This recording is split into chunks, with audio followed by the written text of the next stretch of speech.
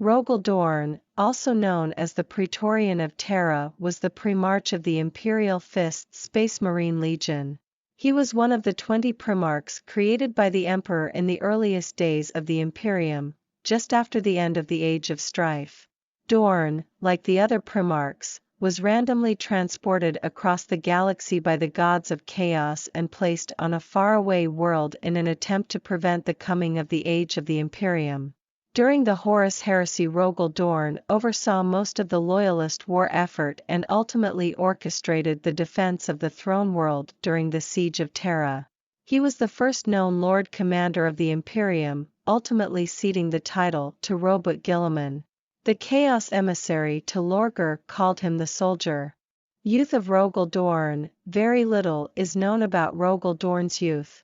It is believed that he was raised on the planet of Inwit in the system of the same name by an ice-caste native to the ice hives of the world. The patriarch of the clan, the House of Dorn, soon became as a grandfather to him, and taught him much of tactics and survival. Even after he discovered he was not blood-related to his grandfather, Dorn held his memory in high value. He kept a fur-edged robe that had belonged to the man and slept with it on his bed every night. Eventually Rogal Dorn became the leader not only of his caste but of the whole world and then the surrounding region of space, ruling the Inwit cluster as Emperor of the House of Dorn. Intrigued by the enormous station known as the Phalanx orbiting Inwit, Dorn spent many years reactivating the vessel. 40 years after his grandfather's death, the Great Crusade reached the ice hives of Inwit. Dorn greeted the Emperor at the helm of his enormous phalanx, the 7th Primarch to be found. The Emperor welcomed Dorn, and returned the phalanx to his care, making it the fortress monastery of the Imperial Fists. Commonly dressed in armor of burnished copper and gold, Dorn also wore a red velvet cloak and unfurled eagle-wing motif. It was heavily present on most parts of his gear, most notably on a decorative section of his armor that rose above his shoulders. He had a stern and naturally unsmiling face, topped with an unruly shock of short, bone-white hair. Rogal Dorn in Great Crusade. Dorn himself was fiercely loyal to the Emperor, and never once sought any favor from him. He exemplified the truth, and could never tell a lie, even if it would have aided his cause. Because of this, Dorn's statue stands as one of 4 on Macridge, next to that of Robert Guilliman, Primarch of the Ultramarines. Dorn commanded his legion and expeditionary fleets with peerless devotion and military genius. It was said that he possessed perhaps the finest military mind of the Primarchs. As ordered and disciplined as Robert Guilliman's and as courageous as Lionel Johnson's, but still inclined to the flashes of zeal and inspiration which marked the successes of Leman Russ and Jagatai Khan. Indeed, the War Master had said that he esteemed Dorn and the Imperial Fists so highly that he reckoned if the Fists, noted masters of defense, were to hold a fortress against him and his Luna Wolves, the resultant conflict would result in a never-ending stalemate. Despite his fierce reputation as a general, Dorn had compassion for civilian populations as demonstrated during his clash with Kurz in the Chernot War and with Ferrus Manus in the Astranii campaign. When the Emperor returned to Terra for his own secret work, Dorn went as well. Always having excelled in the construction of fortresses, he was tasked with designing the defenses for the Imperial Palace. These would prove to be magnificent, and would be well tested in the following years. Fulgrim once asked if Rogal Dorn thought it could withstand the Iron Warriors' Legion, and Dorn's truthful answer infuriated Perturabo to such a degree they would almost destroy each other in battle years later. Later, upon reflection, Dorn considered his overly competitive relationship with Perturabo to have demonstrated personal weakness, presumably including the exchange which resulted in Perturabo's outburst. Dorn also clashed with his brother Conrad Kurz for his many atrocities. Having been informed by Fulgrim of Kurz's vision of what would eventually become the Horus Heresy, Dorn kept this secret from his brother until they were on a joint mission on Sharad. Kurz was so enraged by this revelation that he attacked his brother and slashed his face with his lightning claws. Dorn would have died if not for his endurance as a Primarch. In the aftermath of the Eleanor Crusade, Dorn and the entire Imperial Fist's Legion were recalled to Terra to take up guard stations there as the Emperor worked on his new project. Rogal, Dorn in Horus Heresy. Before the Imperial Fists could arrive at Terra in full complement, the events of the Horus Heresy overtook them. Stranded for some considerable time by severe warp storms, the Imperial Fist fleet eventually discovered the badly damaged Death Guard frigate Eisenstein, and so learned of Horus' betrayal.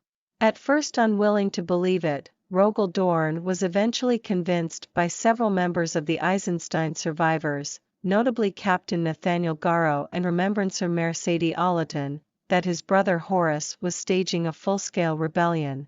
Dorn therefore dispatched the bulk of his legion to the Istvan III system on a war footing.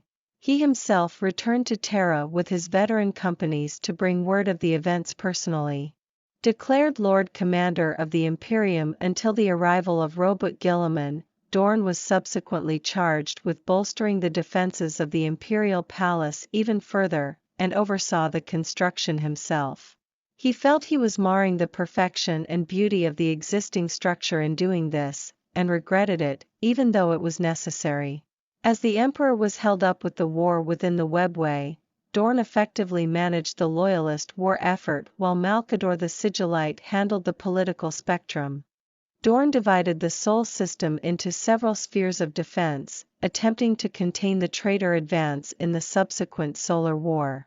During the Battle of Pluto, Dorn seemingly killed Alpharius, Primarch of the Alpha Legion, but lost his trusted Huskarls commander Archimus in the process. Later, Dorn appeared to greet Vulcan when the Salamander's Primarch emerged from the webway. Vulcan sensed that Dorn was mentally and physically exhausted from his duties and the constant bad news, and embraced his brother. Dorn next held a war council with Leman Russ, Jagatai Khan, Sanguinius, and Malcador the Sigillite, during which he revealed that the ruined storm was weakening, and intended to exploit this by mustering his forces at the Beta Garmin system until Guilliman and Lionel Johnson could arrive to crush Horus from the rear. The Khan and Russ both disagreed with Dorn's actions, and as Russ left Terra with his legion to confront Horus directly, Rogal pleaded with him to stay. In 14 of M31, Horus finally struck at the Sol system and brought about the final phase of the Solar War. Dorn by this point had conceived a 5-tiered defensive layer based around buying as much time as possible in order to stall for Guilliman's arrival. Commanding from the Bab Bastion with his primarily human staff during the initial phase of the battle, as Luna and Mars came under direct attack, Dorn finally decided to unleash the Phalanx into the battle and moved aboard the battle station. However, as they were departing Terra's orbit for the battle, Garviel Loken brought Remembrancer Mercedes Olaton aboard the station with urgent news. Dorn, having been given the initial news of Horus' treachery from Olaton years prior, trusted her judgment when Loken informed him that Olaton had to speak with the Primarch. However, this was a trap by Chaos, and Olaton was revealed to have been unknowingly corrupted by Malagurst years prior. The daemon Samus manifested directly aboard the Phalanx, bringing with him hordes of demonic creatures.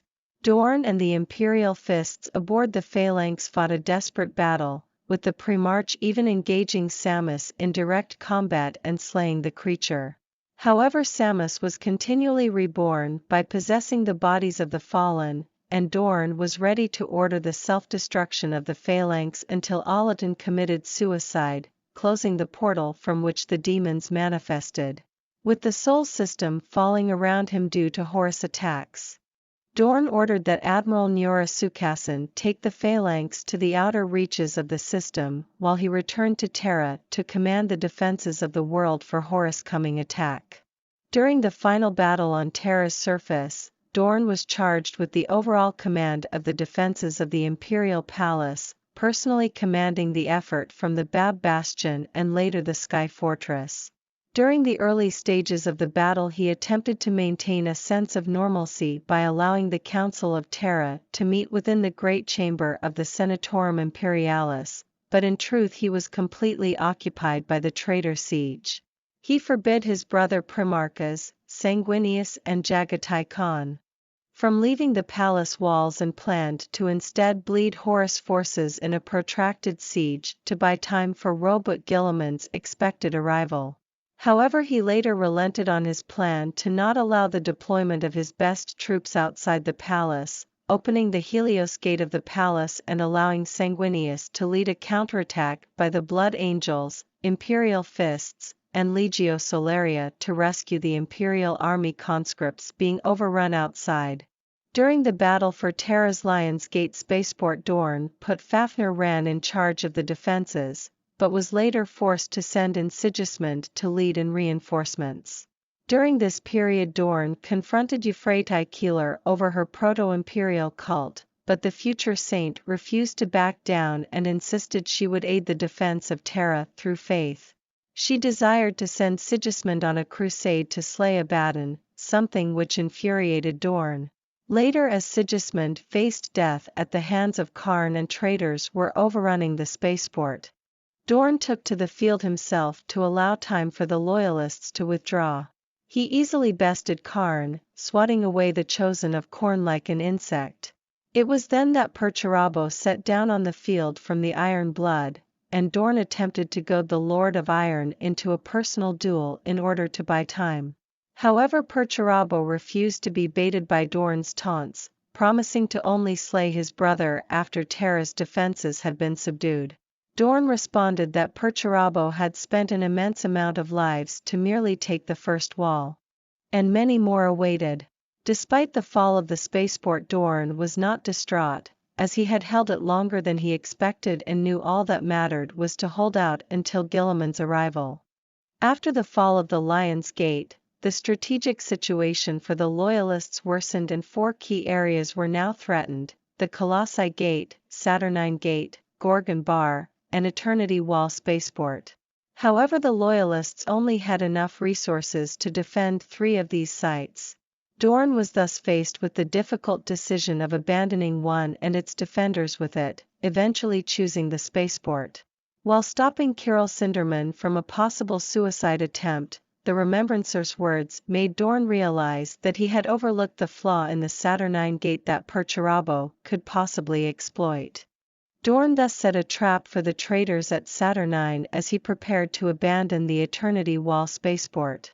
At the height of the battle for Saturnine, Dorn saved Sigismund from his fallen brother Fulgrim, the 2 Primarchs coming to battle. With Fulgrim in his human state, Dorn was able to resist his constant goading, match his swordsmanship, and land mortal blows. However, Fulgrim quickly regenerated and laughed off the damage. Dorn then informed Fulgrim of his trap and that Abaddon's subterranean assault had failed. Fulgrim became fed up with his allies and quit the battle, though not before summoning his elite guard led by Eidolon to assassinate the Primarch. With the help of Sigismund, Dorn was able to survive the battle. He next took direct command of the Shard Bastion along the Mercury Exultant kill zone, organizing defenses against a massive Legio Mortis assault alongside 400 Imperial Fists. 3 months into the siege, Rogal Dorn had not slept or even rested for a single moment.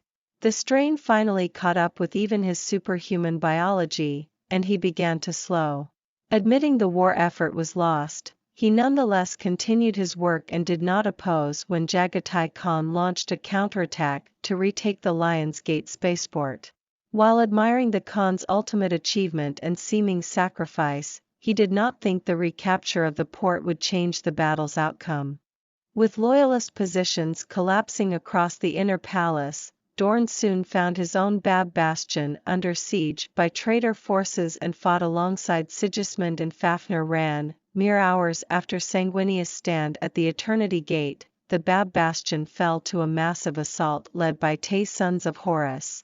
Dorn was forced to conduct a chaotic retreat back to the Sanctum Imperialis, while many of his staff and sons were slain.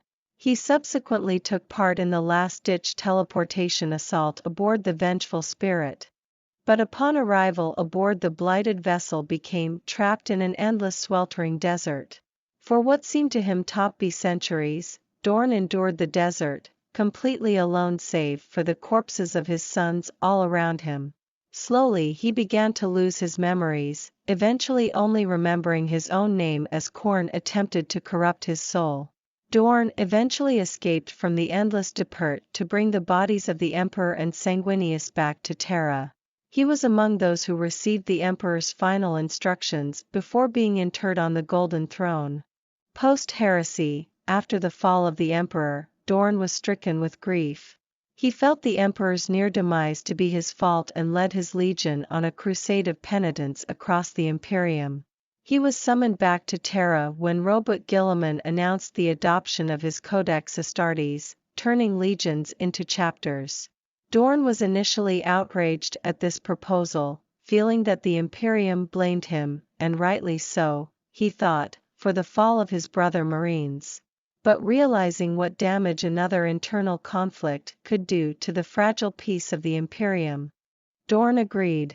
This was a dark period in Rogal Dorn's life. He had both failed the Emperor and his legion faltered without the guiding light of the Emperor.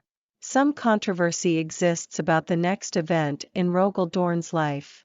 What is clear is that the Imperial fists could not be as easily divided into chapters as, for example, the Ultramarines could. The total commitment to the Legion was bred into each Marine and many didn't wish to form their own chapters. Dorn found the answer to this problem in meditation through self-inflicted pain. Using a device known as the pain glove. The pain-induced vision revealed that his legion had to be redeemed in the eyes of the Emperor, and that the way to salvation was through pain and self-sacrifice. The collective pain needed to cleanse the chapter was decided by Dorn to be an Iron Warrior's fortress, the Iron Cage. Perturabo had built the massive fortifications to mock the Imperial fists, and Dorn led his most die-hard followers in a siege that would last for several weeks. Followers of the Iron Warriors claim that the Imperial fists suffered a crushing defeat, and that Dorn and his legion would have been wiped out if Perturabo hadn't prolonged Dorn's suffering so long that the Ultramarines managed to intervene. Imperial records indicate otherwise. The Imperial fists had always been masters of siegecraft, and even unprepared and at a disadvantage, they fought like lions. Dorn stood as a giant in their midst, his mind clear with purpose after years of doubt and guilt. The Iron Warriors would have had to sacrifice their lives and Primarch to destroy the Imperial fists, a price they weren't ready to pay. The arrival of the Ultramarines cut the conflict short and the Iron Warriors fled for the Eye of Terror. The Imperial fists had suffered staggering losses, but they had proved their loyalty to the Emperor and cleansed themselves of earlier failures. What remained of the Legion was divided into 3 chapters. The most zealous Marines formed the Black Templars, the more rational and newly recruited Marines the Crimson Fists, and the ones most devoted to their Primarch and Legion remained the Imperial Fists. Rogal Dorn spent the next 20 years rebuilding and reforming his chapter according to the standards of the Index Astartes. There were other chapters, like the Soul Drinkers for instance, though it is unclear when they came into existence. Rogal Dorn is missing and presumed dead after attacking a Chaos fleet with a vastly outnumbered force. Seeing the importance of attacking the enemy fleet while they were still preparing, he relied on hit-and-run attacks until his reinforcements could arrive. Dorn went missing on board the despoiler-class battleship Sword of Sacrilege after leading a desperate attack on its bridge. Only his hand was recovered, which is kept in stasis by his chapter. Dorn's skeletal fist is kept within the shrine. The bones intricately engraved with the heraldry of all the chapter's previous masters. Only the chapter master has the right to engrave his name upon the bones. Each bone corresponds to former commanders. Left hand, the first metacarpal, Lords Bronwyn Abermort, Maximus Thane, Calman Flodensbog, the first phalanx of the thumb, Ambrosian Spactor, etc. Despite being considered dead by the Imperium at large, Dorn's status remains unclear. During the War of the Beast, the rediscovered Primarch Vulcan stated to Corland that he would speak well of the Imperial Fist to Rogal Dorn. According to Conrad Kurz, however, Dorn is dead and was torn to pieces by the enemy. This fate is foreseen by the Night Haunter when the two brothers met on Nostromo, and it's confirmed many years later, when Kurz reflects on his past, while waiting to be executed by Mshen. Rogal Dorn's primary weapon was the massive chainsword known as Storm's Teeth, said to have been constructed on Anwit before the coming of the Emperor. For long-range combat, he was equipped with the ornate bolter voice of Terra. This firearm was given to him as a gift by the Adeptus Custodes to honor his appointment as Defender of Terra. For protection, Dorn wore a massive suit of power armor known as the Auric armor, which was constructed from the same auric adamantium alloy as the Emperor's own armor. After several attempts on his life during the heresy, Rogal Dorn was often seen being transported in a specialized thunderhawk known as the Eidos Dios. Another device associated with Dorn is the Soul Spear. Later on in his career, Rogal Dorn took up the Pain Glove as an act of atonement.